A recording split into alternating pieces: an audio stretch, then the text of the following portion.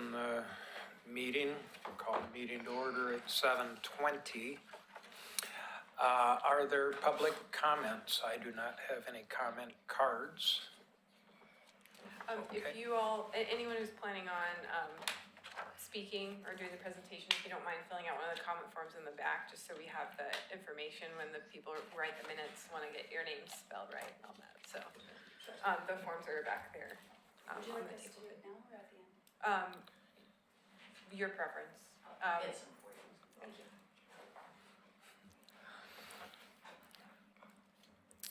Okay, in the absence of opening comments then, we'll move on to PC 19-037, GLUA 19-00005, HR 1901, and I hope I don't have to say that more than once.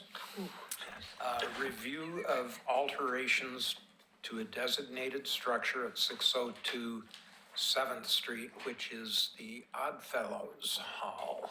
And we will begin with commission report. Should we read the, This is a public hearing. it is. And I think we skipped it last time because it was a continuance and we didn't have any comments, and so we I didn't. remember that. Yeah. All right. If you will refer to the poster on the left, that will give you a little bit of information about quasi-judicial hearings. We have one public hearing on the land use application scheduled for tonight. A staff report has been prepared for that item and has been made available to the public at least 7 days before the first public hearing. The staff report identifies the approval criteria that apply to each applicant's proposal. Staff has analyzed the criteria which are contained in the staff report. The quasi-judicial hearing procedure that the commission will follow is set out in state law and Oregon City Municipal Code, and the steps are shown on the chart on the wall. Anyone wishing to speak should fill out a speaker's card and give it to the planning staff before the hearing. Speakers will proceed in the order in which their card is received. You should fill out your address on the card so the city can notify you of its final decision. For the public record, please begin all testimony by stating your name. Testimony and evidence should be directed toward the applicable approval criteria. If you believe other criteria apply in addition to those addressed in the staff report, identify and discuss those criteria and explain how and why you believe they apply to the application under consideration. A person may submit any written material where the public record is open on each application. Any written materials received by the city staff during the time period in which the record is open will be placed in the record. Written materials submitted during the public hearing must be presented to the city staff in order to become part of the record. If a person intends for PowerPoint presentations, oversized poster boards, reports, pictures, or other exhibits used in their oral testimony to be placed in the record, copies must be submitted to the city staff while the record is open. If they're not given to staff, they will not be included in the public record. Any person wishing a continuance to present additional evidence, testimony, or to keep the record open to respond to new evidence must make that request before the public testimony portion of the hearing is closed. If the Historic Review Board makes a decision with which you disagree, any issue that you may wish to appeal must have been raised for the consideration of the City Commission or LUBA or both without raising the issue on the record with sufficient specificity and accompanied by statements or evidence that the city and all parties can respond, the issue will not be deemed appealable to the State Land Use Board of Appeals. In addition, the failure of an applicant to raise constitutional or other issues relating to proposed conditions of approval with sufficient specificity to allow the local government or its designee to respond to the issue precludes an action for damages in circuit court. So we will now open the record for Oregon City File Number PC 19037, GLUA 1900-00005, HR 1901. A request to make alterations to a designated structure at 602 7th Street, the Oddfellows Hall.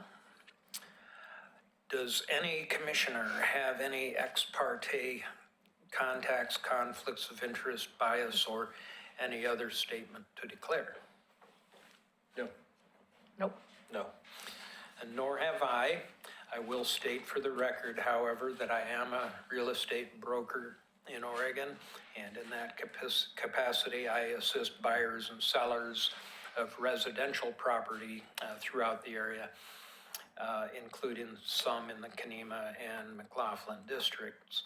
The property under review is not for sale, and as a result, there is no actual conflict of interest. While I do have expertise in market values in this area, any decision I make will be based exclusively on the approval criteria. Does any member of the audience wish to question any of the commissioners about these disclosures? Has everyone visited the site? Yes. And I have as well. We will now proceed with the planning staff report. Thank you, Chair Basinger. This request is for the addition of a projecting sign and wall signs on the front and side facades of the Oddfellows Hall, a designated historic structure in the McLaughlin Conservation District. The location is at the corner of 7th Street and Washington Street, and address 602 7th. Front facade of the building was historically used as the Oddfellows Hall on the second story, and the ground floor has always been some sort of retail use or storefront. It's been used over the years as hardware store, as a restaurant and ballroom. And the current applicant would be a restaurant use as well. And the building was built in 1922 and is one of the few commercial structures that are intact from this era, with this type of architectural style. The Washington Street facade is a lot simpler, and the applicant is also, the doors here on the right photo are going to be altered, and that was approved a few months back. The proposed projecting sign is on the corner of the building, a vertical sign attached on this second story, kind of in line with the bottom and top of the windows on the second story of the building. And it reflects one of the historic signs on the building for Frederick Hardware. You can see in the photo on the right. This sign would have illuminated lettering. I think it's referred to as push-through lettering.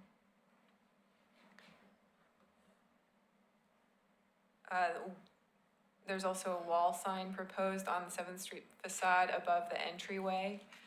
This would be an internally illuminated sign with light bulbs around the perimeter. And it's a reader board type of sign. And I've just just for informative purposes, I have a picture of one of the previous tenants in the building, the sign above the entryway as well. The wall signs on Washington Street, there are two, one kind of closer to the corner and then one above the rear garage doors. Both are, have the same illuminated lettering that's the push-through style.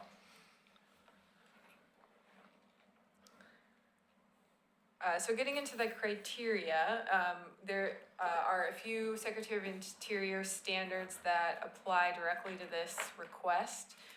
One is that additions or exterior alterations should not destroy historic materials, features, and spatial relationships that characterize the property, and that the new work should be differentiated from the old but still be compatible with the historic materials, features, size, scale, and proportion, and massing.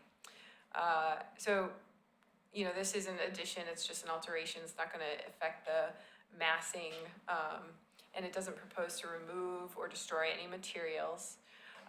But so the signs, placed here, you know, there's a lot of blank wall space on this facade. Staff doesn't see any, issues with the placement or any effect on the historic building design. And then this one,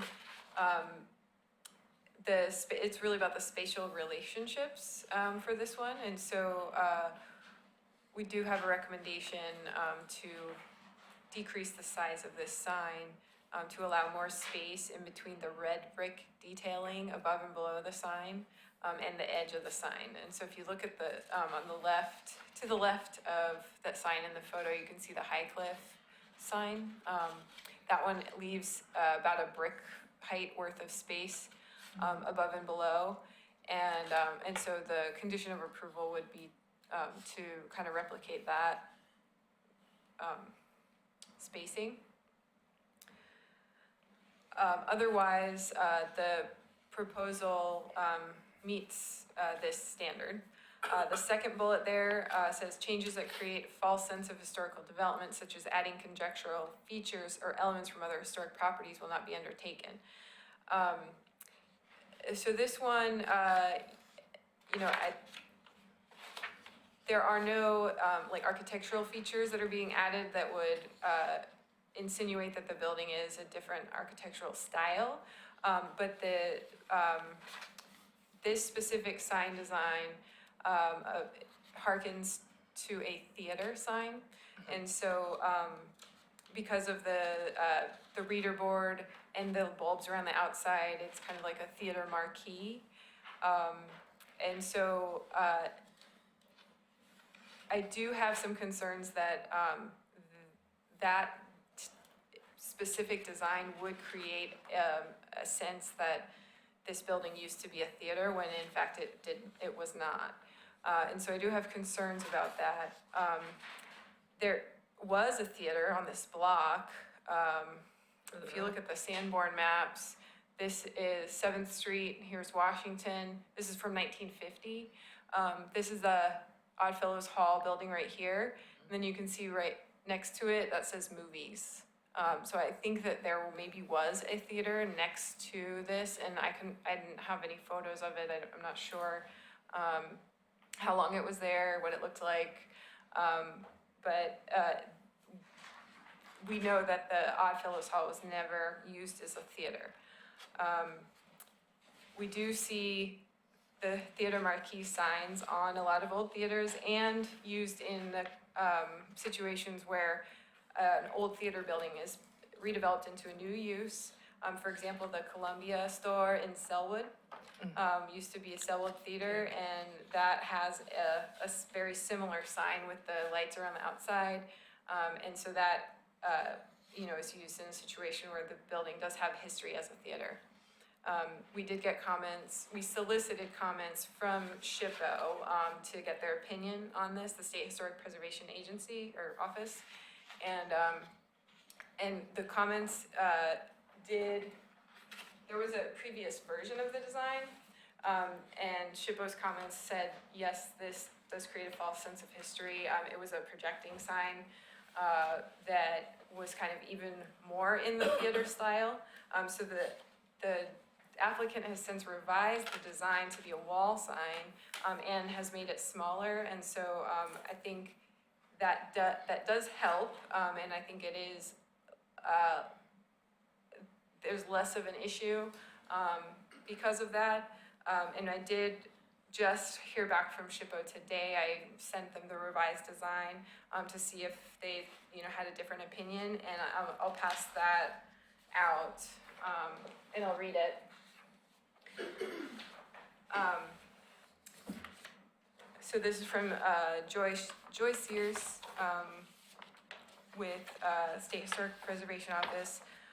She says, "I am still not convinced that the wall sign marquee is appropriate for this building, but if it can be installed to be connected just in the masonry joints and be fully reversible with minimal damage to the historic brick masonry, then I would recommend approval." So we do have, I think that it's clear that the SHPO staff agrees that the design is better from a standpoint of the creating a false sense of history. The Secretary of Interior has guidance on signs specifically as well. That includes sign placement, should not obscure significant features of the building. New signs should respect the size, scale, and design of the historic building. Often features or details will suggest a motif for the new signs. And I think the applicant has done a good job of, using that corner of the building with the projecting sign, and kind of placing it where that old window, or where the existing windows are on the second story, to meet that guidance. And then the last one is that about materials. So materials should be characteristic of the building's period and style. And, this one is interesting because I think these materials, while we are using metal, there's also the illuminated lettering, and kind of the marquee reader board, which maybe wasn't typical materials. But I think we need to balance some of these guidelines, with also the requirement that we differentiate new from old. So I think the modern design certainly differentiates new from old, and I think that it can be found to be compatible as a modern design. And then we also have in our own Oregon City design guidelines for new construction. This isn't new construction, but I think it is informative, so I want to share with you what our design guidelines say about signs. That internally illuminated cabinet signs are not allowed, that wall or projecting signs may be illuminated by concealed sources or by compatible exposed fixtures, and that panel signs should incorporate an applied edge molding to provide depth and a finished look. So my recommendation for the projecting sign is to approve it as is, because the placement and design are compatible, and the illumination, while it is not, it is technically internally illuminated, but it's modern, and I think, we would allow neon. We have neon in the McLaughlin Conservation District, and I think that this push-through lettering is kind of like a modern version of neon. And so for that reason, I think it, is differentiated, it's modern, and it is compatible. Doesn't adversely affect the building. The wall signs on Washington Street are the same, with the internally illuminated lettering. It does not adversely affect the building. The placement doesn't cover any building features. And the applied edge molding, I don't think is needed for, I think the modern design, is different, and that guideline is more written for like a wood panel sign. The wall sign on 7th Street, I would recommend approval with the following conditions: that the size and be reduced to leave space in between the sign and the red brick detailing. And I think that could be based on, I think I wrote 3 inches in the staff report. I don't know exactly how tall those bricks are. They might be less than 3 inches, and so I would maybe recommend that we change that to a brick height. 1 brick, if the board agrees with that. And then because of the theater marquee design and the issue with creating a false sense of history, my recommendation is to replace the bulbs along the perimeter of the sign with some other element that doesn't suggest or harken back to a theater marquee design. And unless there are questions, that's it. Okay, thank you. Is the applicant here? Are you the applicants? Do you have anything you would like to say? Just a few clarifying questions. Come forward and state your name and, My name is Natalia Pascuzzi, okay. and I work with Meyer Senko with the client Smoke Daddies. Thank you for the presentation, Kelly. That was awesome. So one of the main clarifying questions that we have is, obviously it's surrounding the marquee sign on the front, and we can completely acknowledge that there may be concerns with essentially false advertising. One of the things that I want to be really clear about is what is defined as going too far with the theater sign look. At this point, is it the assumption that the bulbs are going to be flashing? Or is it the assumption that there's going to be movement that designates a standard old retro theater sign, right? Because if it's a soft glow, and if it's just light that's, the border, to me, that may be flexible, but I want to get feedback on that. Another thing is the intensity of the light, and then also, is it the background and it being such a contrast between the light and the background? If we have it be a little more in line with the feel of the other signs, would that also be open for consideration? So I guess I want to understand sort of where the line is and what kind of flexibility we have with that, because the overall feel is that this is meant to be a place of entertainment, not only below with the restaurant, but up above, there's going to be a community event space. And so the energy of that is something that we want to make sure we capture. And so that's why at this point, the hope is that there can be some flexibility. So could we talk about it? When we get to our discussion portion of this, after we hear any public testimony regarding it,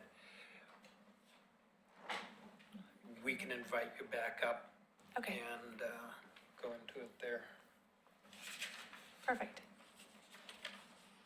But first, we want to hear from the public. And, Absolutely.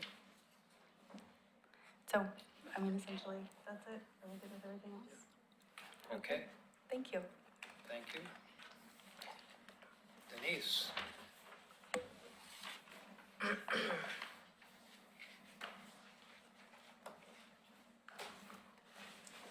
Good evening again, and I had hoped that Cameron McCready was going to be able to be here tonight to represent the McLaughlin Neighborhood Association, but he is been unfortunately detained. I'm here tonight representing the McLaughlin Neighborhood Association, and I want to let the board know that Cameron and I did meet with Natalia, Tom, and Manesh, and Steve.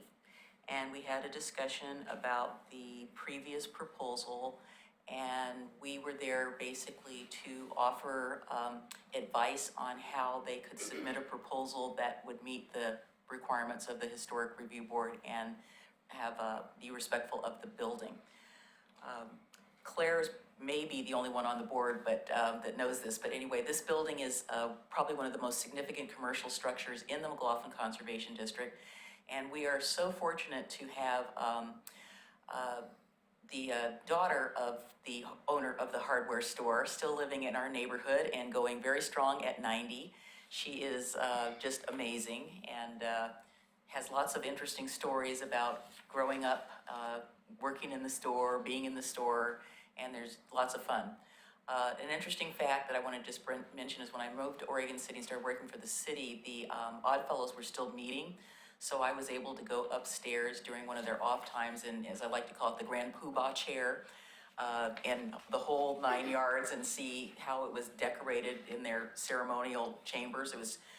It's pretty amazing. So, you know, it's just, you know, unfortunate that some of these clubs, due to the fact that they have members that are aging, are not really around much anymore, but there's still some Oddfellows halls that are still operating in the Portland area, but this one, they have merged their chapter in with another chapter, but it was quite interesting. So if any of you were ever fans of the Flintstones and saw the Royal Order of the Water Buffaloes, it was kind of like that. That's kind of what it reminded me of.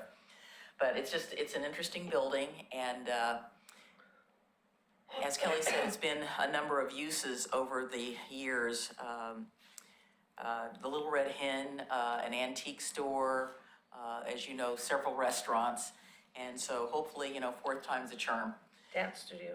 Pardon? Dance studio, yes, dance studio upstairs, yes. Was it Marilee was upstairs for a downstairs. while? It was downstairs where the left entrance is. Yeah, left entrances, yeah. So anyway, it's been a few things, and people are very interested in making sure that, you know, something that's contributes to the neighborhood, and we think it will.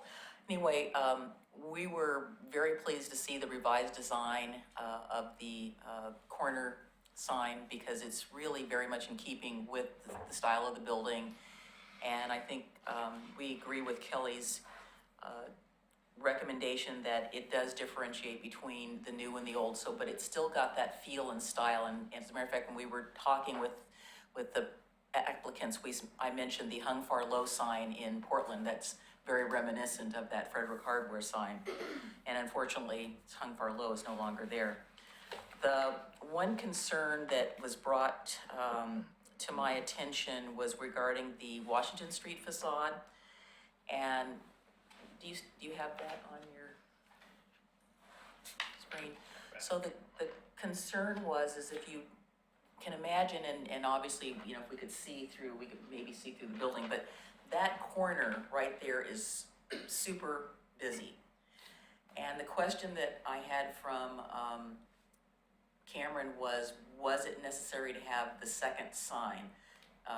He was very supportive of the sign that's over the doorway here on the right that says Smoke Daddy's Lounge, but is the sign on the left needed because it adds to a little more clutter at that intersection? You're, you know, trying to look at the light, you've got a pedestrian signal, you've got this going on, you've got this telephone pole, you got all this stuff going on there, and it's gonna be pretty visible that when you're at that intersection that you can see that that's where that lounge is. So that was his only concern, but we do appreciate the fact that we were able to meet with the applicants and that this is really appropriate for the building.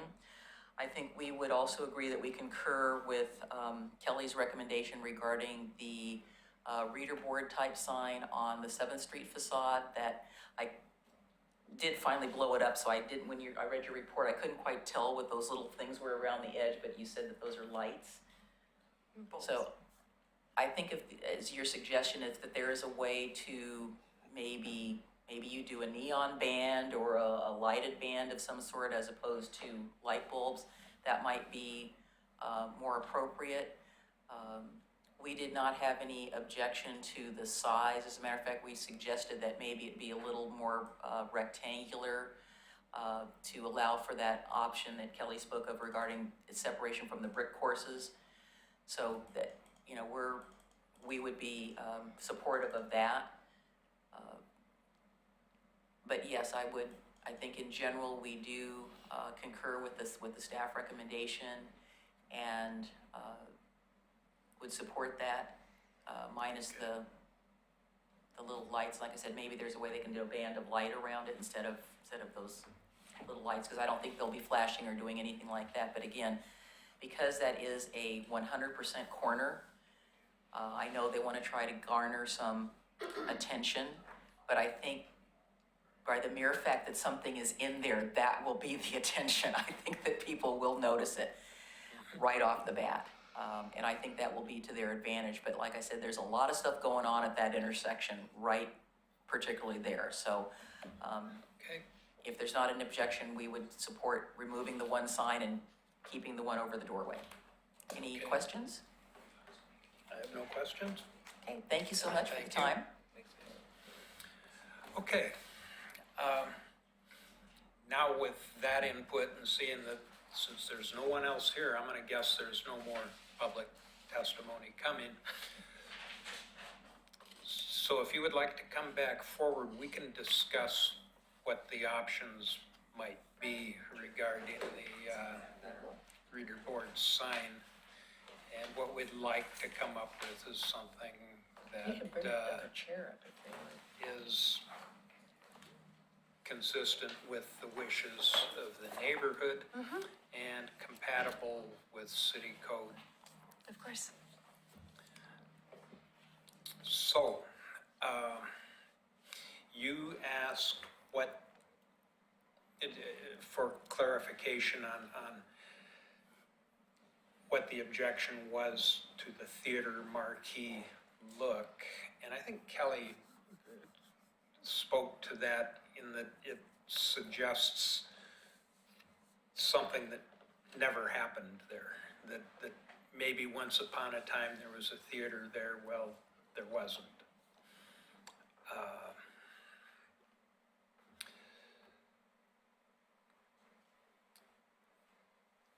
I personally liked the idea that Denise suggested about a neon band about there, but I'd be very interested to hear what other board members think. Before comment, has the signage also been reviewed against the sign code? They don't have sign permits yet, so we want to do this first, but I did check, make sure that the size, of their signs would meet our current sign code. Well, so we're not 'Cause I was fighting gonna- against, yeah. Make the note that flashing signs are not allowed in Oregon City in any circumstance. I did not know that. That's correct, So- and Yeah. I think their application, stated that the lights would not be flashing, that they would be bulbs lit, but not flashing or moving. Right. Correct. I've often wondered why Howell's old-fashioned pogo stick sign doesn't work. Work Now I anymore. know. Never knew that before. Okay. I have, not a problem, but the whiteness of it is, and I don't know if there's a way that you can have it like a different background color, not as white, but more that kind of blends in with kind of a brickier, earthier color. But then instead, and then also instead of the neon, and this is just my idea, so I'm just throwing it out there, is to have some type of applied edge molding, and instead of the neon, is to have, you know how on some of the older buildings, they have that gooseneck kind of a lamp, you know, that shines on it? You mean know? from the top? Yeah, so it's like not bright out this way, it shines down and it, you know, shines on, so it's still lit, but it's not the neon or the, you know, the LED bulbs and stuff. And I don't know if that's, you know, possible, but it kind of more blends in with the building. You know, and the age of the building. But, you know, it's just so stark as There's a opposed, huge contrast between the two, the building Yeah. and the sign. right. Yeah. So that's just, you know, my suggestion, and I don't know if, you know, that would light it enough. I imagine that if you had, you could probably still do the LED, but it wouldn't be right there all around it. May I ask a question? Oh, yeah. Okay, wonderful. I understand the comment to the starkness.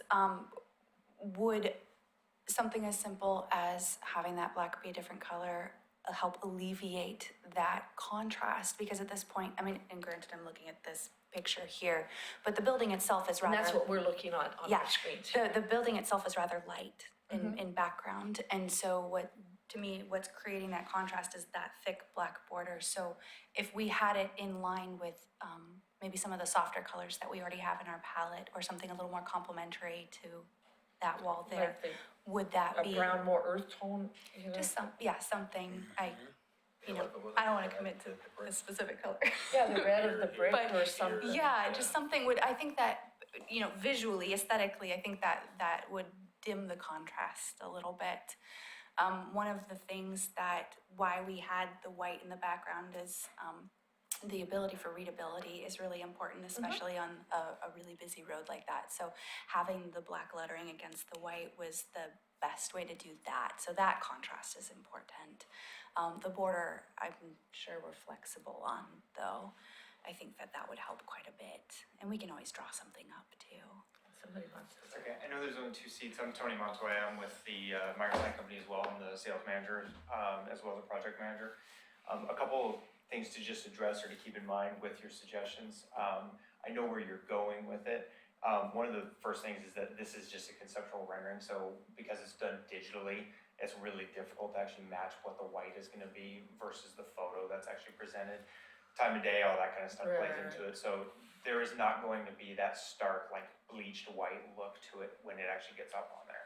When it's brand new, yes, but as signs all hit weather and age and dirt gets on them and that kind Can of you thing. make they it really something look- though besides, I mean, just the stark white as, you know, make it more of, I don't know if there, I don't know what's out there and whether you can like powder coat it or, you know, I have no idea. The actual material is plastic or Lexan, so there are off-white colors that could be used. One of the biggest complications, I think, with changing the actual background color of either the light or the actual material used is still having readability for what the business is gonna eventually want to advertise. The letters themselves would have to be changed to a different color so that you could still see them. If you start darkening the actual background, the letters themselves will almost disappear as well. So it really alleviates the whole point of, I think, the having thing, it, right, which is right. really to advertise what's going on in the event center that's upstairs. I don't think you were talking about. Not a darker, no, just huge something change not in quite just- as Mhm. stark, you Yeah. know? Yeah. So maybe like a Appliance. warmer white Oh, color. yeah. Oh, yeah. Yeah, that's- no, that's- I'm not talking about making it Uh-huh. like brown or something, you know, in the back, just Sure. something that's not quite as Yes. stark. Cause it kind of almost jumps out, which Mhm. there's good things for you for that, Yes. but, you know, with the building, you know, it's got its age and everything and, you know, which is awesome, but, yeah. To answer that, then yes, it is possible. Okay. And I think to go back to, you know, whether the signs meet our general sign code, we also have outdoor lighting code, and we have, a restriction on the amount of light trespass, like foot candles that can be, in the right of way or on adjoining properties. So, I think the brightness of the sign, while that is difficult for us to measure, you know, we're just looking at a drawing, you might be restricted on how bright and stark that sign can be just based on that lighting code. And then, you know, to not have it so stark, I would think that you could probably accomplish that not through the materials, but through the type of bulbs, like using a warm yellowish light, right? You could play with the temperature of a lot of the different lights that we would use. LEDs range from anywhere where it's like a high temperature, 9,000 Kelvin, something like that, and you get a more blue look to it, to where it's very, very intense, to all the way down, and you can get into the 3,000 range where you get that more like yellow spectrum. A lot of the LED products out there offer similar to the bulbs, and those can actually also come in different temperatures as well. One of the other functions is that you can actually put them on dimmer switches, so you actually do have the ability to kind of tone down some things. So it's kind of, So if there is, like you were saying, like the foot candles coming out and the light trespass and stuff, that can be addressed or at least modified with actually pretty minimal impact to really what's going on. I did want to address one more point that you had brought up, which was actually the use of the gooseneck lighting. And I think. I don't know if that's what it's Yeah, called, but it's something, that down lighting. you know, yeah, cause you see that on a lot of, older buildings, which kind of, Yes. The interchangeable letters are actually a clear plastic material. They're durable and meant to be outside, and they don't discolor easily. What happens though is when they're not internally lit or lit from the backside, you get a real gloss effect, and so it looks like glass up there, and it makes it difficult to read. Plus, I know right at the beginning of the meeting, you guys were discussing the intent of attaching these signs in a way that it didn't damage the building. By swapping to that lighting method, you actually are probably having more penetrations than what the sign would actually have into the wall, just by bringing out the lighting to the outside, because it does not exist currently. So just kind of as a, hey, that's, all factors considered, salvaging the facade is, I think, one of those considerations too, so. I think you could also make a case that that kind of lighting would lean toward creating a false history by looking old. So I think I would rather work with the border and find a mutually acceptable solution to that. I'll split my comments into for specifically to the approval tonight, and then maybe just some more of my personal thoughts that are not necessarily related to the approval or not. So I think the design for the sign on the corner and on the Washington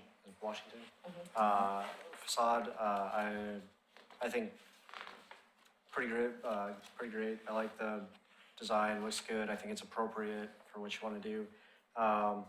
Speaking to Denise's comment about the second sign, I won't make a judgment on whether it's necessary or not, but if you think it's needed, I think the design is fine, so I'm okay with it, and I don't see that there's a need to remove it or anything like that. For the 7th, the front facade, I agree with the sense that the theater lighting could create false history, and I would suggest that that be replaced with some other type of border. Whether that's, if you pull from the design elements that you've used in the other signage with the red or something to make it more cohesive, I think you can, make that determination on your own.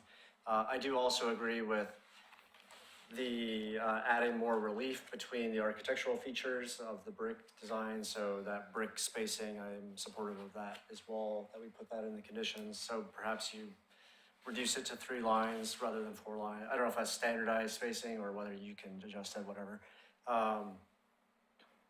So I plan to support approving it with the conditions that Kelly suggested. My only kind of personal comment on design that I wasn't sure that I understood was whether you're using both entrances alternatively or whether they have different purposes, because I know that you said something about a space above or not, and so that wasn't immediately clear to me from the signage. So perhaps that can be clear. I don't know how in the, particularly on this front door, I wasn't sure if that's an entrance too, or if you're supposed to, because the arrow points to the side, you're only supposed to go to the side. That was but that's a personal comment, not related to approving it or not. Sure. those doors go up. They do from the inside, I think you can access it from the inside and then from the outside as well, right? Yeah, my name is Manish Patel. I am part of the Oddfellows group, and just to answer your question, there are different exit ways for emergency exits as well, and so we don't want to ever diminish an exit way because for safety reasons as well, because that will narrow how many people could get out of it. But it is an entrance way to the lounge area, to the back area. The far right door that goes into the deli, which is for stopping in and grabbing some sandwiches or some meats or something like that. There is a door that goes from the back side as well that could go up to the event hall. And then the main entrance right there in the middle also goes upwards or right into the main restaurant area too as well. So there's like multiple uses for those doors. And there can be additional interior signage as well. We haven't really, I mean, I'm not sure if you've been to the Lucky Lab in Multnomah before, but they don't advertise on the outside at all that there's an event space upstairs, but everyone in the neighborhood knows there's an event space upstairs. So I think it's one of those things that'll eventually become common knowledge within the neighborhood, that they know that there's going to be something there. So I used to work for a caterer. Oh, nice. And I helped him when he was getting ready to open and stuff, so that there was all kinds of Oddfellow stuff down in the basement that he just gave me, but Nice. anyway, and I know that, I don't know if there's still a leak problem down there, but anyway, but the center door, that just goes straight upstairs, right? Or have The they, side door. those double doors with the lights on? It does, that Yes. Yeah, that just That goes one. straight Yeah. upstairs, and then the one to the left goes into the restaurant and then into the deli. That's there. correct. Okay, I wasn't sure if they had like knocked, because it's No, been a no. number of years, I didn't know if they had knocked, an entrance into either Right. one of those. Okay, cool. So you're exactly right. The center one does go directly up to the event hall. And then the back entrance There's a does small go one, into too. the event hall Right. and also goes into the lounge area. Right. Okay, cool. And that does help with loading and unloading too as Yeah. well. Do they have an elevator? Have they ever No, put in they any? used to have one in there, but It it's was been covered up right now. So scary. we're still debating It was to scary. get that revitalized Yeah. again. I think that was more, I don't know if that was an elevator or more like kind of a lift that they used to, I think it was a service elevator for food and Yeah. running the food up and down. wasn't for public. Because I know up in the top floor, I mean, we still have all those chandeliers that were there for the event space, Oh, wow, for the cool. weddings and what they were using it previously for as well. Cool. When we first went in there, there was a wicker casket that they used in their ceremonies. That was up in the, yeah. I don't if you think it's look- there now, you but should- it could be You in the should look basement. into some of their Yeah. practices, it's like. Okay. doo-doo-doo-doo-doo. But it's But an definitely the awesome old building. usage, when it was an event space Right, up top for Rutherford, the weddings and yeah, it was, the ballrooms and that, it was beautiful. We had a chamber there once upstairs. So we've talked about the stark color. And I think we've arrived at an understanding there. Yes. And we've talked about the border space outside the sign, letting some brick show, as Kelly suggested, one brick width above and below the reader board sign.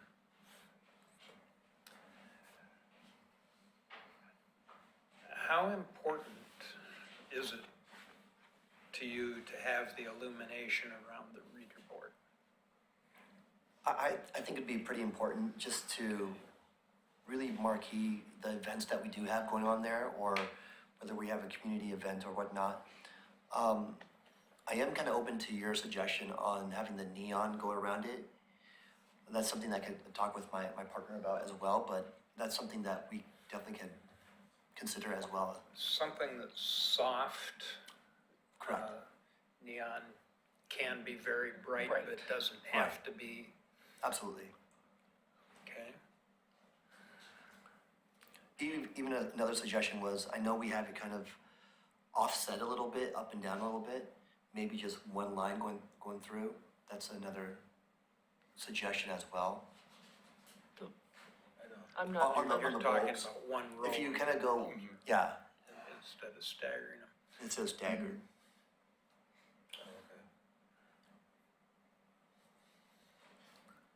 I think in Well, general, again, I'm inclined to think that still conveys that theater marquee tone that we're trying to get away from. But a single or double fluorescent tube around there could call attention to it in a quiet kind of a way. can you go back to where there's, not a sign there, you had a Page picture? 6, no, page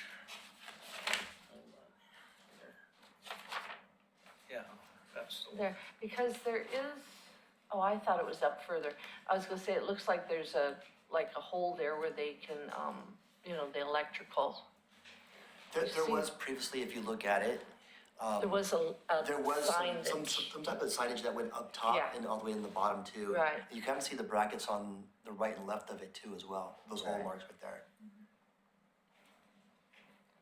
I think in general, one of the things to always consider too is not necessarily, I know the first idea that comes to mind can be the theaters, just because I know just historically that is one of the most common uses of those bulbs. But in general, I think it's actually a bulb that was used back in that time more than anything. I mean, Elfin's Car Wash up in Seattle actually is still historically one of the most iconic signs that's there. Which one? And it's a pink elephant. Oh, yeah, I know, yeah, right by the. They use that by exact the- same sign, and that's actually because that It sign has was those clear, was made. the clear bulbs.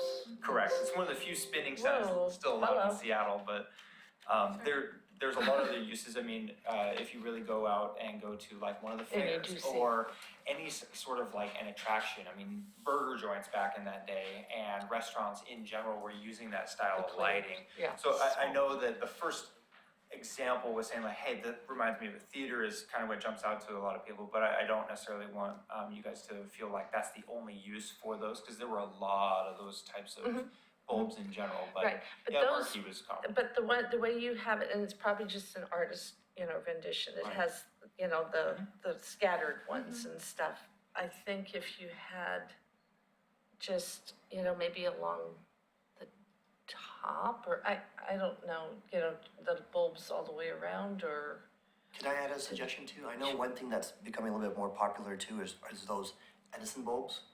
Those, well, that's the clear, I mean, yeah, with the the clear little, ones like where you can that. see the so doohickey we're open thing to those inside. type of bulbs or suggestions as well. The other way to modify it possibly too would be to, similar to doing the single line of the bulbs, would be just to reduce the frequency. So that it doesn't look as like compact or dense, something like that. Well, and also Still kind cuts of meets in down the on the- middle. Yeah, right. exactly. Yeah, So 'cause you don't there's want it to- alterations that could be done to that kind of speckled look, and still kind of win on both sides. Okay. Right. I still think bulbs in theater, I mean, neon, I think back to the days of the diners and more restaurants than I do with those bulbs. I mean, is it more of the entertainment you're trying to go for? Cause that's still theater, entertainment, I think it's more on the entertainment side. food. Food and entertainment, of course. I think the neon, I like your suggestion on that. That's something that we just heard today, and I mean, that's something that we could definitely add to it instead of doing the bulbs as well. How do you feel about that, Grant? About neon? Yeah. Well, my Too bright. professional branding as a marketing professional would be not to add a new element that's not on the other signs, but to rather use push out, border. I think a lit border is great. A constant, Yeah, however they do it, I don't care. I think a lit border is good. I would say remove the bulbs, but lit border, good. Whether you choose to do neon or do it more in the sense that the other signs are, where it's part of the, I don't know what you call it. I think we call it push out or something, I don't know, but, that can be up to them, I guess. Yeah. That's my thought. There was mention of kind of stretching that sign on Make it 7. more Keeping the. elongated. Yeah, elongate that because they're gonna be reducing the size to the brick. So perhaps elongating it to help with that space, but I also, someone had mentioned changing the border from black to more of that brick color that you see around the So it's trim on not the so- windows. Yeah, So- and still have the black Still have the warmer feel words, to it. the lettering Yeah. and stuff, cause then it kind of more, cause when I first saw it, I just thought it was I didn't know, I thought it was polka dots, and I'm like, And that could just be the digital rendering. Oh, yeah, Sorry well, no, about no, that. no, and Yeah, yeah, we I can see, totally yeah, get that. and- But I mean, you know, and that just doesn't, that's a stately building and, you know, just, And we want to respect the just space. try, right, and try Yeah. to just kind of subdue it a little bit. Is looking at, at where, I mean, this, being on Seventh, the traffic that's gonna be able to see that sign is really one direction.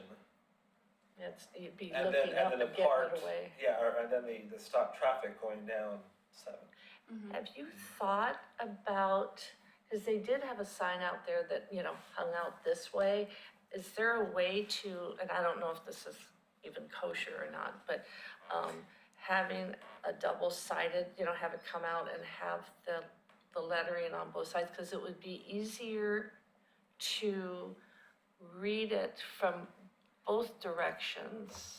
Yeah, I don't even know if there's something like that Are we talking out about there. something that differentiates from the original proposal where we had an angled projection sign? Well, Are you talking about but like not a an angled blade one, sign that comes Just straight the, out of? yeah, I don't know what they're I called. think she was talking about a sign that just comes out like this. So- Here's Yeah. the No, wall. not like this. Not like that. Not like this, but just It'd be like the market, Oh. but a blade, A you know, blade. or some kind of sign that has,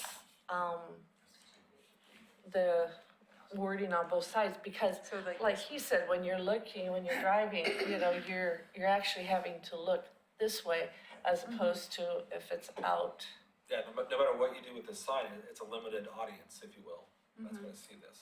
And it's, plus it's a kind of a distraction, you know, when you're driving, I mean, not that that has anything to do with this, but I mean, and I, you know, kind of like the way on this right-hand side, the hardware, I mean, that's The first way level, too big, but I mean, you know, just, I mean, that kind of, you called it a what, a blade sign? Yeah. Oh, okay. And I don't know if they make those to where you can have the lettering on both sides. You I can, don't know if you could put a sign that would go like the hardware like that, just because I know you have a lot of poles and posts up there. And so it But they've had signs probably, hang out like that before, yeah, up but there if above you the see door. where the sign is circa 19 whatever. There's a lot of, Go like- back to that corner piece. it's pretty busy in that corner previous right slide. there. You see what's there now, Right. where the proposed vertical sign is, if they try to put something, No, I'm not talking about on the corner, I'm talking about above the that double oh, seriously, door. okay, okay. Yeah, above the double door, so that it's separated, Mm-hmm. you'll be able to see the paints, I think your that kind sign. of take away from the building, because we wanted to still have that building the way it looked, but when you have something like that, it kind of takes it away, maybe, the dimension of it, I guess. I mean, the two comments from like the fabricator side. One would be that, that sign is gonna be a lot more imposing in order to get it. I think he is trying to keep it low profile where it's like, hey, it's more against the wall. You know, the viewing angles are gonna be tough, I think, no matter what. I mean, there's awnings in that area and stuff too, so even pedestrian traffic and stuff, they're gonna struggle to even see that one.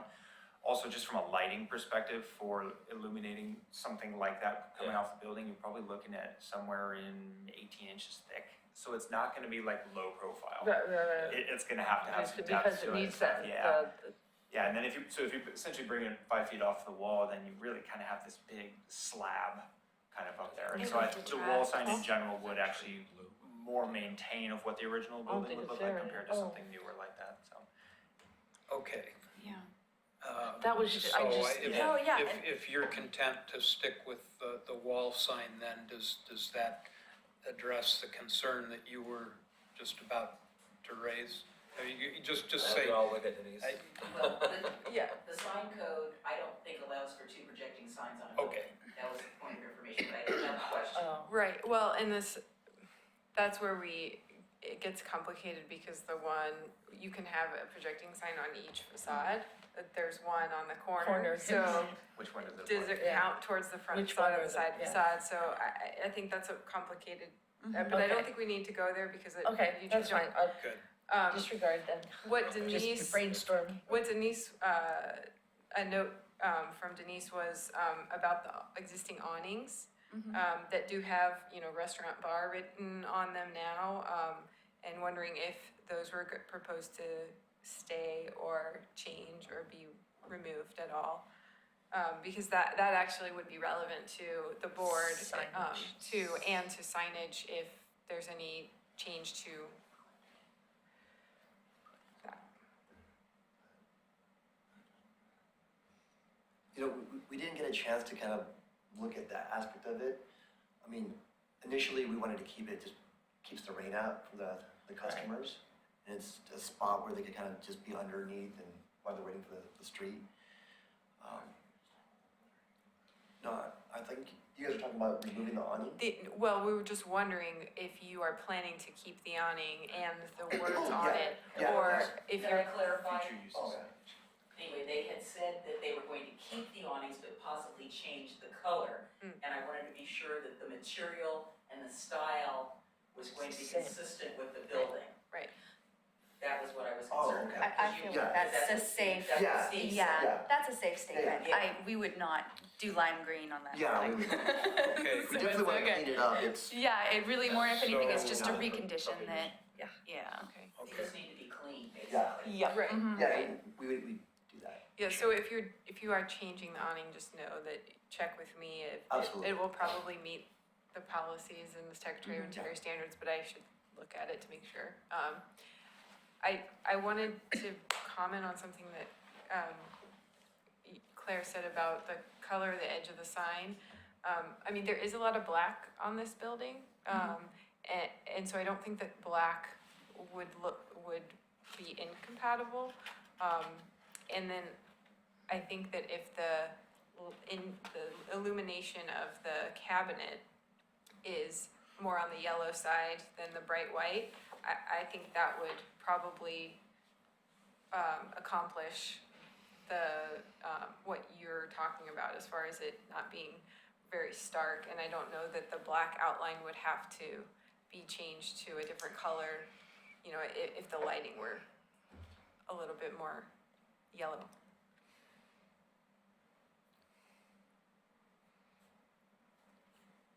Just a thought. I think on our standpoint, what Tony was saying was, if you change the to yellow, it's just the readability of it. Right.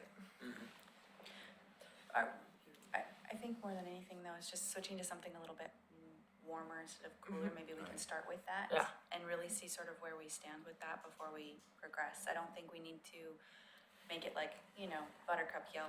Right. We're not Oh, gonna right. compromise No, I that. just mean a warm. Yeah, just to or- soften it. That's really what Yeah. we're talking. We're just softening. Where Yeah. I'm trying to get to here is a condition of approval that we can approve tonight that you can live with and Sure. get the job done. So we're down now to, I think, just on the 7th Street side, we're down to the question of the border of the sign.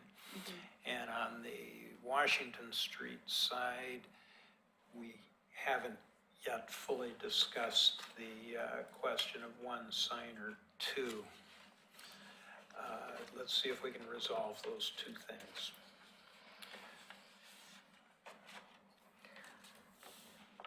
I don't really have trouble with two of them. I don't either, particularly when you look One's a at the picture on page 6 that shows just how big That area that is. side of the building is. I understand completely why you want two signs there, and I have no objection to that. And so is the lounge just gonna be in the back and that has a separate entrance? Yes, so as far as I'm aware, there's a separate entrance for the lounge down below, and then it also has an alternating To staircase go up to the top upstairs of the to the events. back, right? But, and then from the restaurant, will you still be able to get back into the You can. lounge also? You- Cause I mean, you'll that's have the a way it is ADA now restaurant go and right stuff, to it. so, okay. Cool. Okay, so Yeah. One What clarification I did want to make in part of the report that came out is that particular sign is actually not illuminated, It's what? Oh. non-illuminated. Oh, The two okay. These? The directional one? The or- one on the left. Right, the Yeah, the one directional above one. the door is intended to be illuminated from what the renderings and stuff are Mhm. showing. The one that's just above the windows is not going to be illuminated. Just a plain directional. Correct. sign. And that makes And I it think less it's mainly due to obtrusive kind of too. the atypical nature of where the entrance is on the Mhm. building. Mhm. Because Yeah, I don't it's in have the a- back side, that's. Yeah, it's like- pretty Yeah, much right. function over much else. right.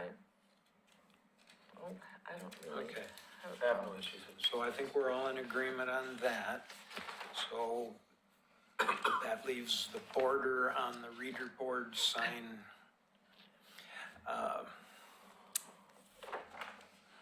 And I'm not a sign designer, believe it or not. I'm not gonna try and design your sign for you, so, I agree with that.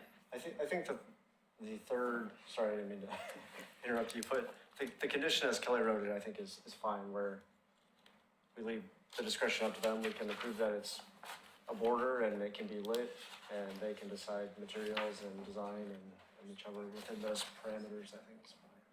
And then Kelly knows kind of, you know, and so they would, so you're talking about having Kelly approve the. Well, yeah, I mean, within if it varies wildly from the design as elements as the other, I think, I mean, Yeah. it's subjective, but Yeah, I think. we know, I I think mean, what.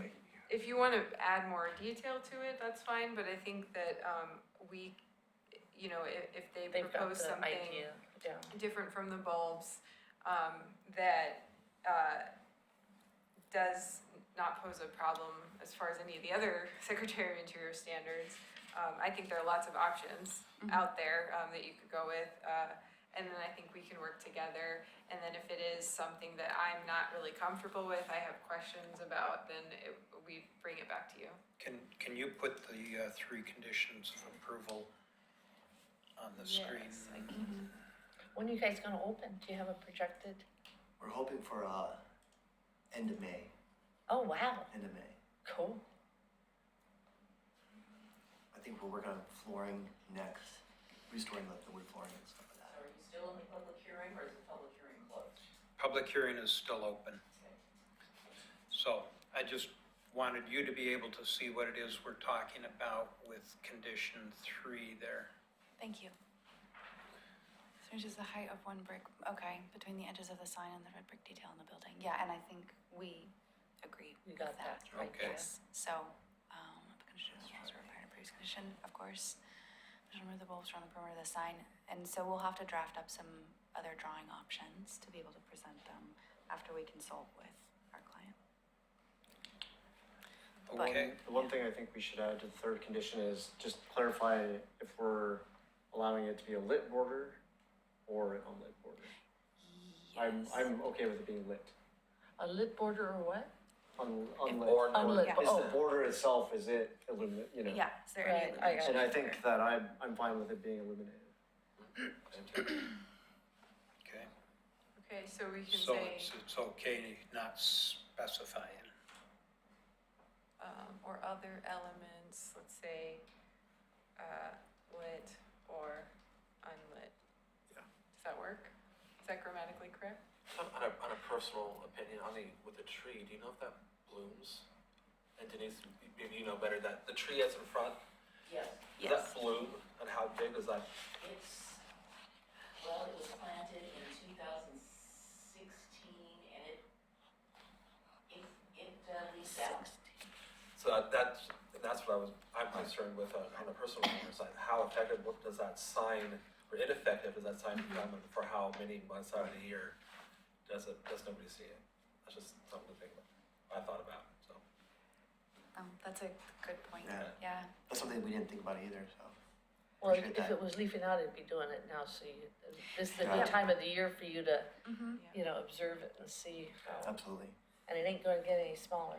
And just to clarify, is Okay. the board, so if the size, the height of the sign gets reduced to leave that space, Top and bottom. is the board okay if the sign itself gets wider? And if so, are there The same square parameters? footage, but it would just be, Yeah, I mean, I don't know if you have any preferences as far as that goes, but, I'd hate to have to come back because we weren't clear. Yeah. can you put the So essentially it's dimensions opening that back? length a little bit Cause just to it's, take. I think it was 7 Take back the space. foot by I think 2, that's just to be like, yeah, let's think about it, cause at least that gives us. it was 7 foot 11, so 8 feet. Mm-hmm. Oh, no, it's actually 8 foot 9 by, Yeah, the total 3.5. square foot right now is 31.4. So if we were to take off from the top and bottom, we would try to be around that number if Okay. possible, or less, depending on what they want.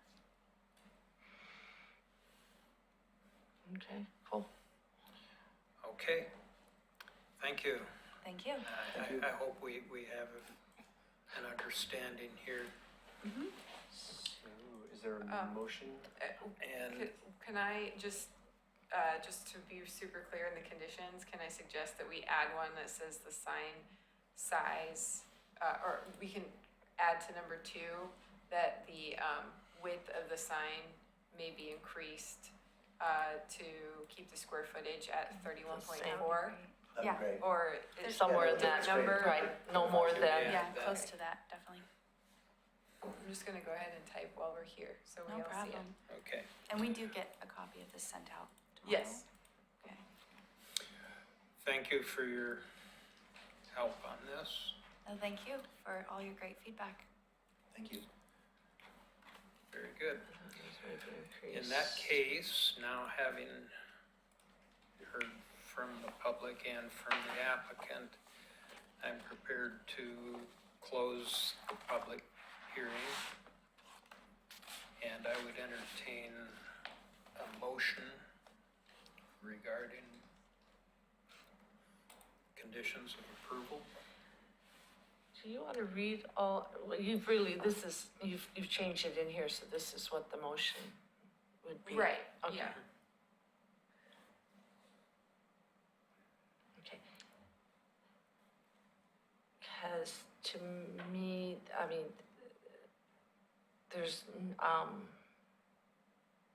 there's not any direction as far as the brightness of it, and I don't know if we, you know, I know they have, they understand, but I don't know if we need to Well, have it. it's How would you always, address that? I don't. it's good to, Maximize the number of lumens? I think it's, it would be good to add something, Just to um, keep the, to be clear that, the warm or soft light needs to be used As for the opposed to- internally illuminated portion of the sign. as opposed to the bright white or something. Yeah, I mean, and I don't think, I would, it's kind of hard to, we can't describe really that.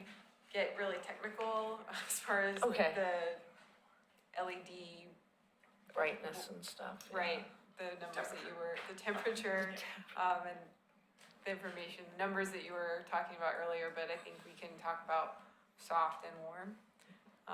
So if you The wanna add a warm condition. temperature, I mean, or whatever, you know, the lighting should be of a warmer temperature. It sounds, I mean, the idea is just to not have it visually obtrusive in any way, right? So.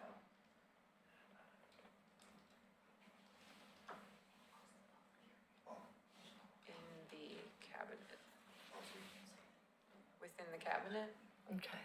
I mean, Mhm. is that sufficient for you all? Makes sense to me. Yeah. And Which- then, Because I think that was one of my thing was that it was, you know, so it's gonna be a little bit difficult to, you know, it's a little Adjust. bit subjective. right. But I but it's think they have a pretty good idea. Okay, I move that we approve, oh my God, whatever the number That one is, number. the 000.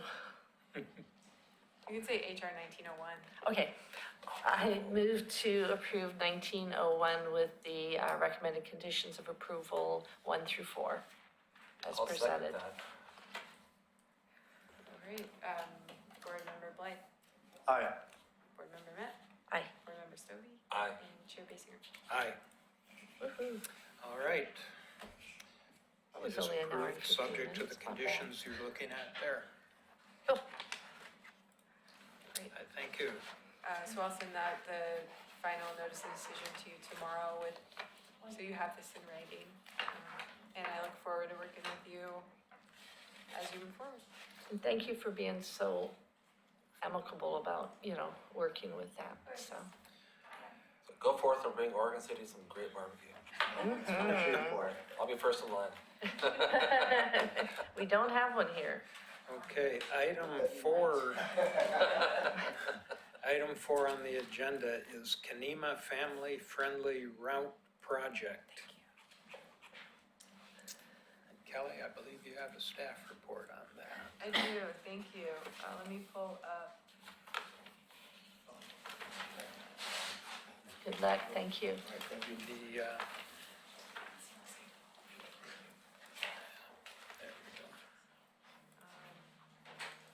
Okay, so the design guidelines, we have design guidelines for major public improvements. In the board, we require board review for major public improvements. We don't have a definition of major public improvements. So, in the past, the 7th Street, streetscape project came to the board, as a major public improvement. In recent past, thank you, you all, heard information about the High Street, new curb bulb outs. And you decided that didn't fall under a major public improvement, and so, you didn't require that be brought to the board as a public hearing. So what we've got today is, some new striping and signage in the Kenema neighborhood as part of a family-friendly route project and the McLaughlin-Kenema Trail project. And I'm bringing this to you to give you a chance to look at it and then decide if you think it's a major public improvement and you want to review it, then you can let us know and then we'll bring it back as an actual public hearing. So what it includes is new 20-mile-per-hour speed limit signs with the family-friendly placard attached to it. It looks like that. And so there will be 6 of those signs that will go in at the entries to the neighborhood. Sorry about that. And so that would be from South End up here, if you can see that, from South End Road onto 5th Avenue, at the 4 entry streets from McLaughlin, and then also coming, if you're leaving Kenema Children's Park on 4th Avenue, a reminder that it's 20 miles per hour. There will also be proposed 34, give or take, total on-street pavement markings with this symbol here. I have a bigger, actually I have The real thing. a life size. So that's the actual size of it, 2 foot by 3 foot would be On the on asphalt. the asphalt. Oh. Yeah, so it's gonna be on the Oh, surface. because I'm like, oh my Yeah. God, that's. So, You can't see around corners. so it's kind of like. I was just like, talk about blocking visibility. Oh, that's definitely major. So the Oh, the the size of a normal Sharrow that you see with the bike and the arrows around it, that's about 6 feet, and this is 3 feet. 3 feet, okay. To account for the smaller street size in Kenema, we wanted it to kind of fit More a scale. little And bit the fact better. like kids are closer to the ground, so they don't need a lot of space to see that. And then we're adding some stop signs at 3rd and Ganong here, one at 4th and Blanchard as well. There's no stop signs in any of those, are there? Correct. Okay. There are only stop signs here at That's right 4th there, and but- Miller, and right. I think we're replacing those, like relocating those at 4th and Miller. And then there's a little bit of additional on-street striping to attempt to visually narrow the intersections where the pavement kind of gets wider, in an attempt to calm and slow down traffic a little bit. And so it's a light touch. The McLaughlin-Kenema Trail has kind of a list of different traffic calming options that can be done. And some of them are a little bit more involved than this, like speed humps and things like that. This would just be using paint and it would be at, let's see, Hedges and Third coming in, a little bit at Third and Ganong, at Fourth and Miller, and then up along South End or High Street, as you come in, to Fifth Avenue. And stop bars, right, along with the stop signs, so the white kind of bar, I apologize, this isn't really readable. I have a large version I would go like here, if you wanna take a look at it, before you go. You know?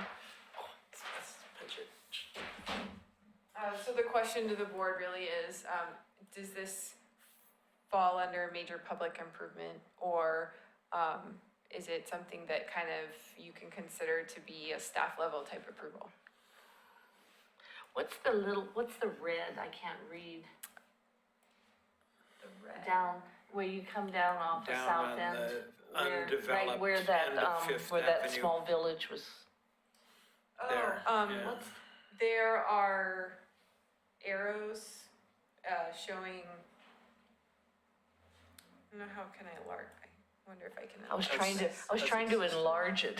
Chevron, it's Chevron arrows. Yeah, there. they're the chevrons, so that, I They're think good. it's just calling out that to either make sure those are, replaced if they're deteriorated, and to trim the trees, cause there's a lot of vegetation that kind of grows over those signs and obscures them, so Oh, we need to yeah. just get that trimmed back.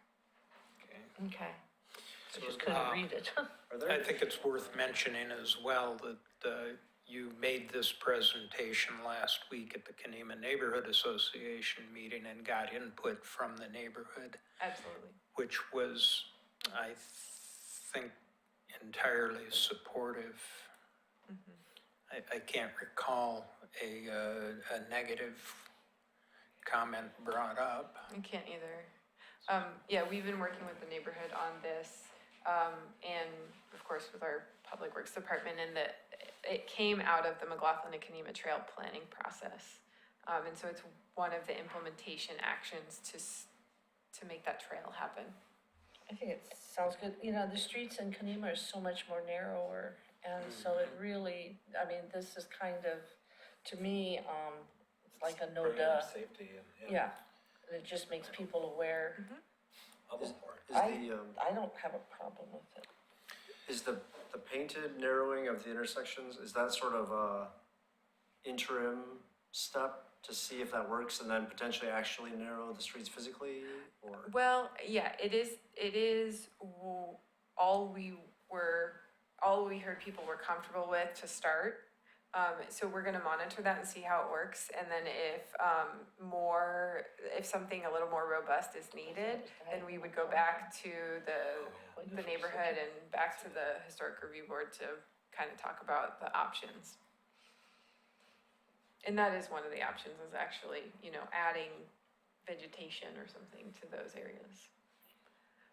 So to the question of whether these improvements require historic review, I don't see anything there that can't be undone with a paintbrush.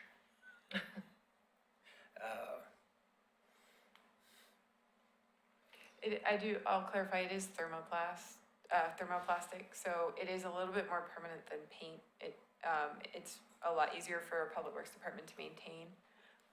So if it is, removed, it requires, like actual scraping it Scraping it. from the pavement. Right, Pressure wash. right.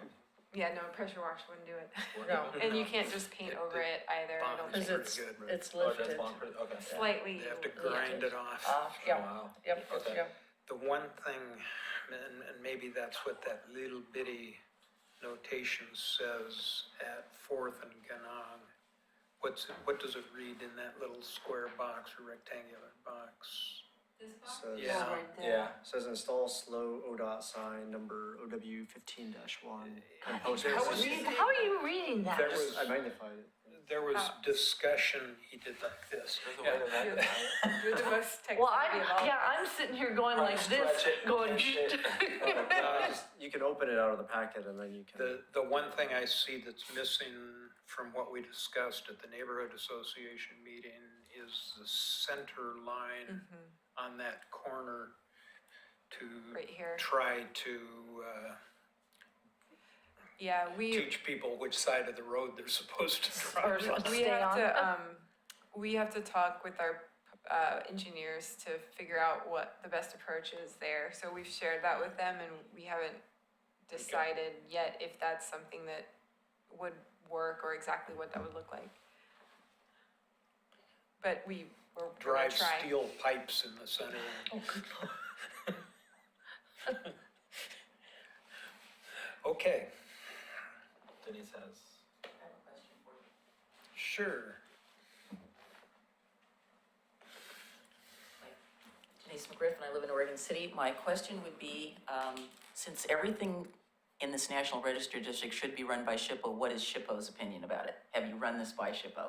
We haven't, I would strongly suggest that you do that. Just, sure. they may say, no, it doesn't apply and they don't care, but since it is a National Register District and it is under the guidelines of the keeper, I think anything that happens in Kenema should, as a courtesy, just send it off to them, and that way you've covered all your bases.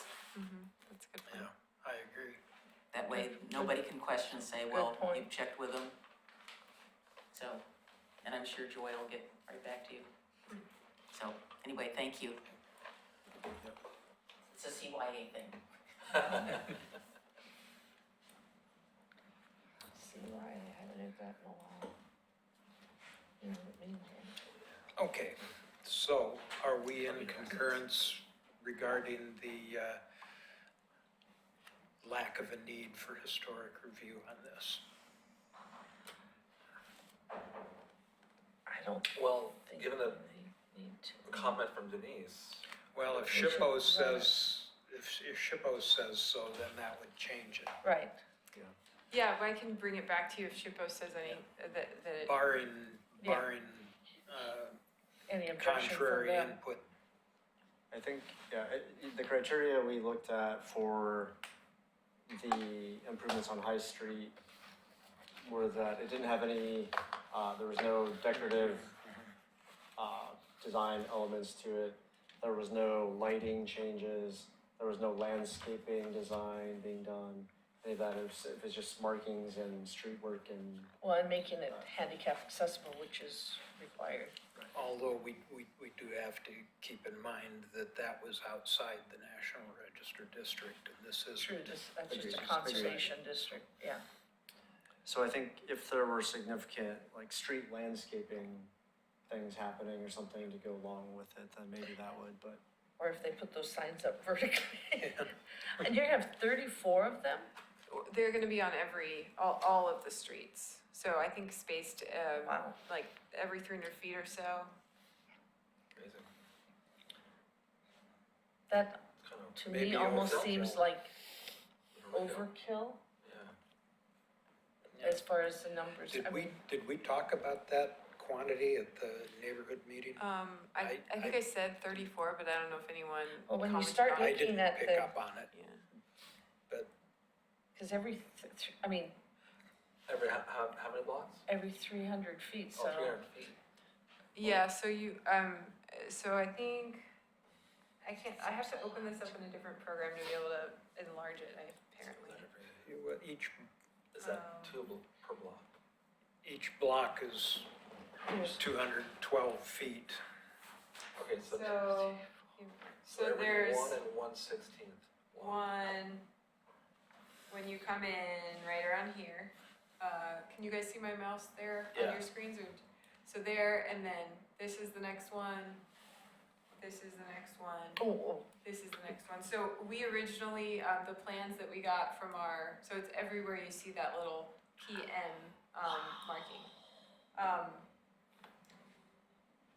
We originally had our consultant recommending, every almost 120 feet.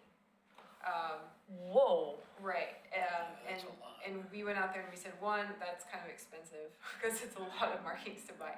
And then two, we probably don't need that many, and so our, Public Works folks went out there and kind of looked at the terrain. elevations. You know, kind of where, if there's a little hill you go over, you know, where should we put them, where does it make sense, where's their curve? And they came up with this plan to probably almost cut the number of, the original number in half, and then find the best location. So they might be, they might change a little bit in the field once we finally, Just 34 for that many, I mean, personally, that Yeah. just seems like a lot. yeah, well, there are a lot of intersections. We could try, I mean, we could go back and try and reduce them a little bit, but Yeah. I think the idea was to Well, I don't know get about that. whichever way people are driving, they're gonna come across one on each block.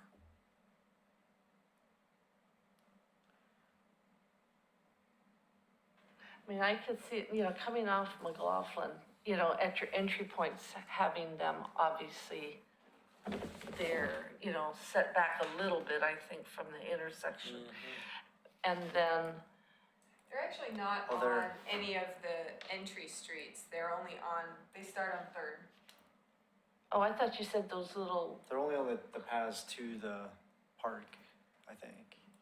So are there ovals that don't have the PN, they have something else in them? Yeah, so the these ovals that are on the entry streets, those are the speed limit signs.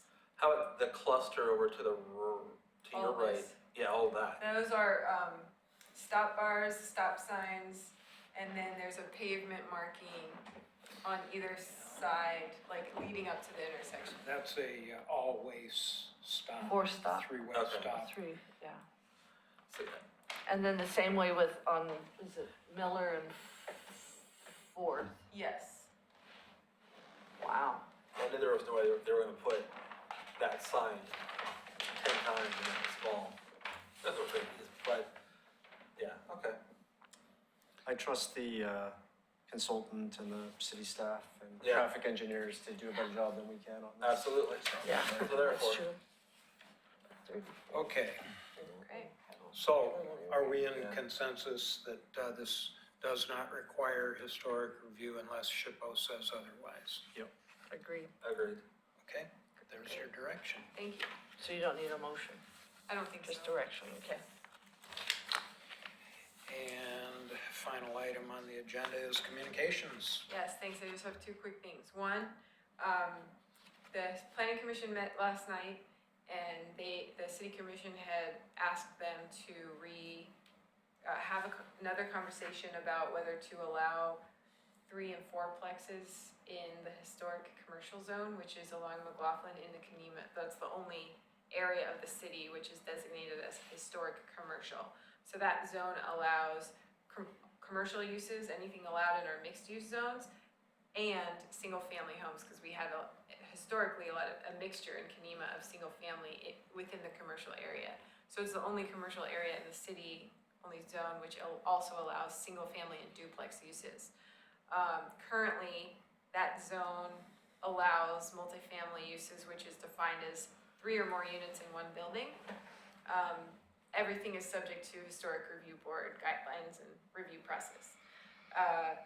The new code amendments redefine multifamily as 5 or more units in one structure, and then add a new use of 3 or 4-plex.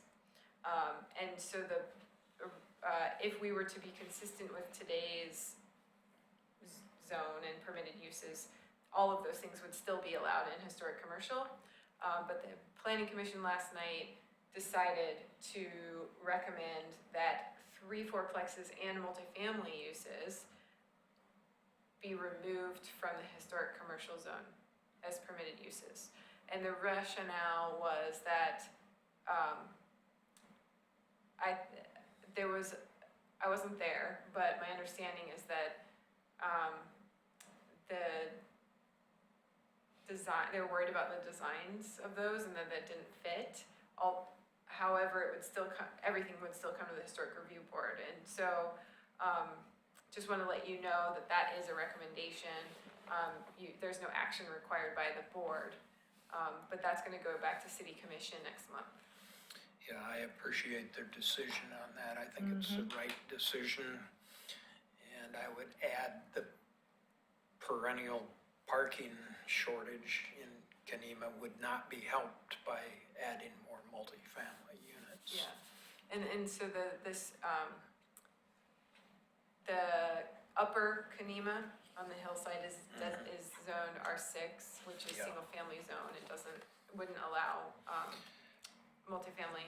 And so on McLaughlin is really where we have It the is, commercial it uses. is only on McLaughlin, but there are some vacant lots between McLaughlin and First Avenue Right. where there has been, and I'm sure you're more aware of it than I am, but some interest in constructing either attached townhouses or some such thing on those properties. That would have to come to us. It would, and the design guidelines don't allow attached townhomes. So the design of any, if we did allow any 3 or more unit uses, whether it's 3, 4plex or multifamily, it would not be, we wouldn't be approving any townhome style or attached housing design. It would have to be in some sort of building that had probably one entry and was designed, more like the multifamily uses historically in McLaughlin or something. So there are a lot of ways that a multifamily use could meet the Kenema design guidelines, but it wouldn't meet, the traditional townhomes would not meet the design guidelines. So I Right. think maybe there's a little bit of confusion over use versus design, and that 3, 4plex implies attached townhomes, which in most parts of the city, that is exactly how it would be built, but it wouldn't be built that way in Kenema. But at this point, the recommendation is to not allow those uses whatsoever. Good. So then it wouldn't even come to the It wouldn't, HRB, no, okay. I mean, it would, only single-family duplex and, Right. and commercial uses would be permitted in those zones, or in that zone. Okay, cool. So my second announcement is the Preservation Month activities. We're gonna award the Ruth McBride Powers Award at the May 1st City Commission meeting. We're recommending the 212 and 216 14th Street for that award. We're hosting a speaker on May 30th. Nancy Nelson with SHPO is going to talk about Pacific Northwest archaeology at Midway Pub. It's going to be a history pub, so we're partnering with the library on that. Oh, the Um, pints, Well, it's, just history pub, yeah. oh, okay. So I'll send an announcement out about that. Oh, cool. And then we are also hosting for Preservation Month public tours of the elevator and the promenade. And that's gonna be, May 9th and May 11th. And I'll send you those details over email as well. So we'll advertise for those later this week, so that people can sign up. So May 9th and May 11th, Yes, it's a Thursday and a Saturday, so what time on Saturday do you have? I any- think 1:00 and 2:30 So aside from the parade? The after Teddy the Bear Parade. parade. After. Teddy Bear Parade is that day, but Yes. that's over by. It's early in the morning, right? Yeah. And we're doing a run-through, beforehand, just to, because I don't think we've ever given that exact tour before. It's actually the elevator staff that are going to, host it, or lead the tour. So if you're interested in coming to the run-through, with some city staff that are gonna be there, let me know. I used to do walking tours, the Dutch Camp and the Oh. Laterit Canyon and what was the other one? Anyway, and I have notes, cause I used to take them along there. So I'd be willing, you know, it was extra research that I had Uh-huh. done, so, I'd be willing, you know, if they're cause I still have my notes, you know, to, take copies and send them to them, I don't know. That's great, yeah. know. You can send them to me and I can Oh, okay, make sure they cool, get cool, them. cool. And then you're also welcome to come to the run through if you want, and then I'm you gonna can. be in Ohio. Well, I think we're doing that on Friday this week, just the practice tour. Oh, okay, So if you're interested, just let me know and I'll let you know the details. That's it. cool. Okay. With that, this meeting is adjourned. 9 o'clock. And do you know what's